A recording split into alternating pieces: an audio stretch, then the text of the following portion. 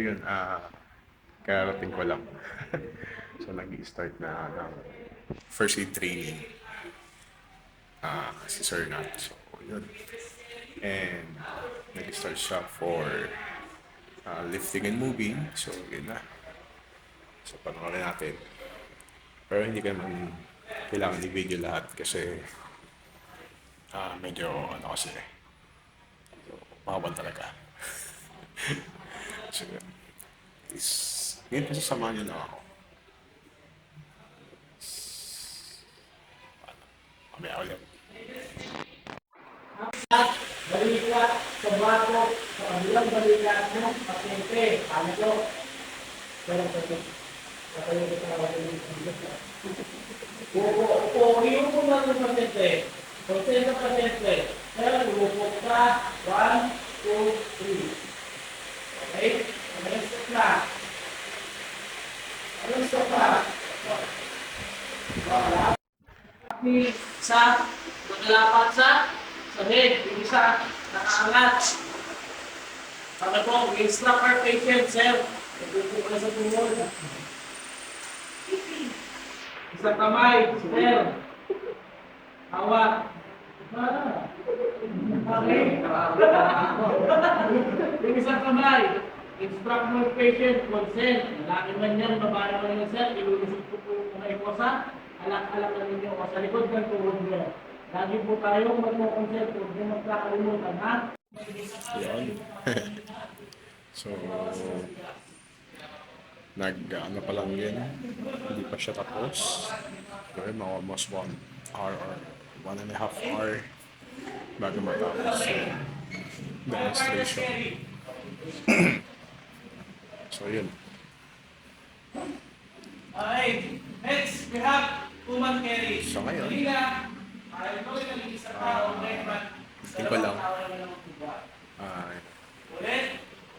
sa mga susunod na linggo magkakaroon tayo ng mga gala. Yun. Travel adventure. So lahat. So ngayon kasi medyo nag-aantay pa ako ng ibang gamit. So yun, by the way,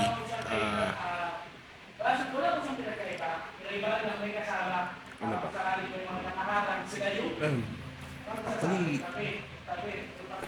matagal ko na rin talaga gustong gawin to. Pero, yun nga, no?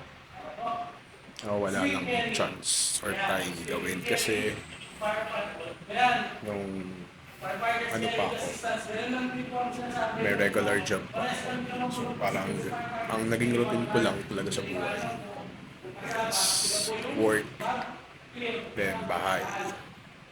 So may mga konting side trip pero syempre hindi ko siya ma-enjoy kasi nga pagod na yung katawan sa isang buong linggo. Kaya yun. So ngayon, gagawin ko to for good memories na rin. Kasi nga lang, tumatanda na tayo. Kailangan natin gawin ang lahat habang malakas pa, habang hindi pa tayo dumating sa punto na hindi ka na makakilos, hindi ka na makagalaw. So yun.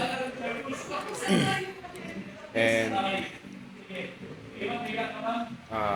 kaya ako siya gusto gawin talaga kasi may mga lugar at bagay pa ako hindi nagagawa. So I want to challenge myself na rin kung kaya ba talaga kung hindi.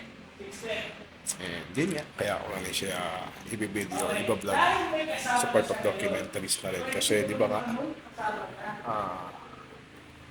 kung dumating may time, huwag naman sana, no? Pero I know na darating din pagkakataon na tatanda tayo, magkakasakit tayo, hindi ka na makakilo. So at least may mababalikan ka magandang mga alaala, magandang memories, no?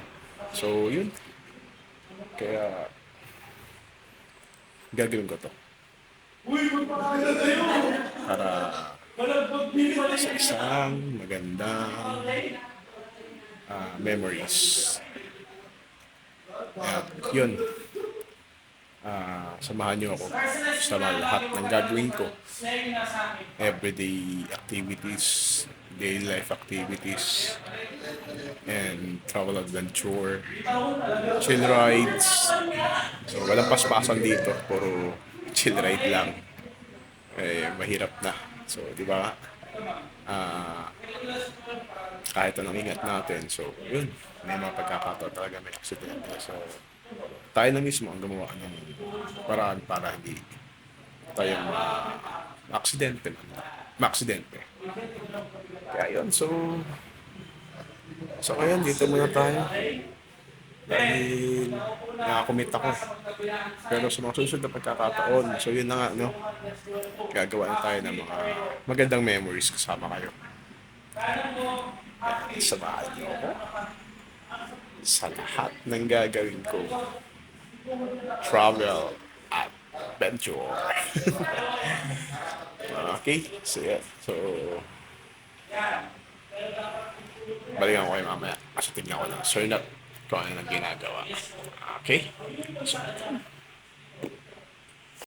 Yung kamay yung patient, ilalagay mo natin sa balikan po natin, magkabilaan. Okay? Wait lang. First aider, rescuer, hawak kayo, hawakan nyo yung magkabilaan shoulder ninyo. Shoulder. Pinakot. Yan. Okay po. Wait lang. Yung kamay nyo muna, ilagay nyo muna. may filter. Mag-iisipin yung filter. Huwag yung intindihin yung filter. Hindi ganyan yung mukha. Mas, ano pa yan? Tignan ko lang. May filter. Naka-filter ako. Oo nga. Paano kaya alisin yan? Isantak ko mamaya. Pero yung nga, ano, sa mga susunod na pagkakataon, samahan niyo akong tuklasin. Na Pilipinas, mamasyal tayo, magala tayo. So, paano? Susunod.